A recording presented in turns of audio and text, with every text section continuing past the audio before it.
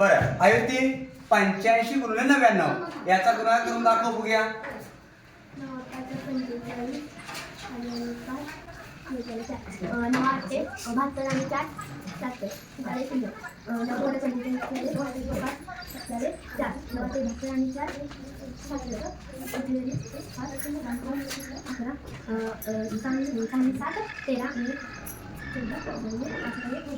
मुलांनो आपल्याला जो 8 ने गुणाकार केला त्याला किती वेळ लागला रे?